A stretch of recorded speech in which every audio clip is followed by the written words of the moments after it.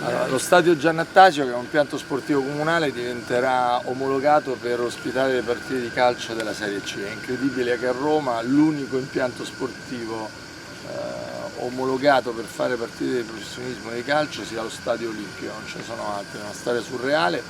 Abbiamo preso la palla al balzo di questa promozione inaspettata dell'Ostia Mare per fare un intervento con fondi pubblici, perché l'impianto sportivo di Stella Polare Giannattasio è pubblico. Io ringrazio l'Anea Ostia Rugby per la disponibilità. Qui c'è un concessionario che lavora bene, che fa rugby per varie età, dai bambini ai più grandi, c'è l'atletica, quindi non cambierà la vocazione di questo impianto, cominciamo a chiarire, si continuerà a fare rugby, si continuerà a fare atletica e lo si farà ancora meglio, perché saranno interventi di riqualificazione che non riguarderanno soltanto il rettangolo da gioco dove l'Ostia Mare si alternerà per le partite di Serie C insieme al rugby, ma anche tutta la parte a verde dell'inizio di questo impianto sportivo stupendo, che verrà rivalutata, riqualificata attraverso un intervento molto importante. E lì dove una volta c'era il lancio del martello, del peso, quell'area verrà spostata in un'altra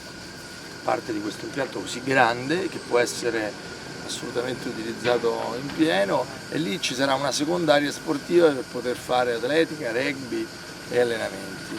Quindi per Ostia oggi segniamo una pagina molto importante. È una corsa contro il tempo, perché nessuno poteva immaginare che l'Ostia Mare arrivasse in Serie C, diciamo, nel primo anno di gestione dei Rossi. Sapete che anche lì c'è un investimento in corso per fare lo stadio dell'Ostia Mare dentro il loro impianto sportivo, però questa promozione anticipata ha fatto sì che il Comune di Roma dovesse fare un ulteriore miracolo. Però sono investimenti che rimangono alla cittadinanza, che rimarranno allo sport tutto, che non cambieranno la qualità della vita di chi abita qui, che migliorerà. Parliamo di un impianto sportivo che arriverà a 1500 posti, quindi non è che sarà un impatto così grave per il territorio. La cosa molto importante è che gli abitanti di Ostia, gli appassionati di calcio, potranno continuare a vivere l'Ostia Mare dove è nata, dove vive, dove è cresciuto, e questo è un caso praticamente unico. Dovremmo andare a Londra, dove le squadre di calcio giocano, dove nascono. Ci sono una serie di interventi da fare, dalla videosorveglianza, dagli ingressi separati per il tifo, naturalmente il campo di calcio. Il campo di calcio arriverà a livello di quello dello Stadio Olimpico, una serie di parti delle tribune verranno rese coperte in forma temporanea, delle aree ristoro. Sono tutti interventi che rimarranno in questo impianto sportivo comunale, quindi servono per l'Ostia Mare ma rimarranno nel tempo. Quando l'Ostia Mare avrà il suo impianto noi ne avremo due in quella che è una città nella città.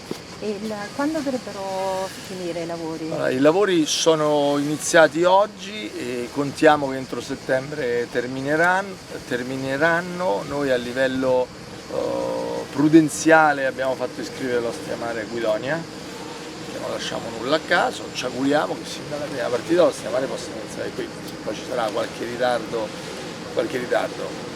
qualche tempo necessario ulteriore per fare un intervento a regola d'arte, potremmo saltare una partita, due partite, ma insomma possiamo dire che il campionato di calcio d'Ostia Mare 2026-2027 è ad Ostia, e questo è un traguardo per molti insperato. Per noi ci abbiamo sempre creduto in silenzio, lavoravamo, non parlavamo, e oggi siamo felici, siamo orgogliosi.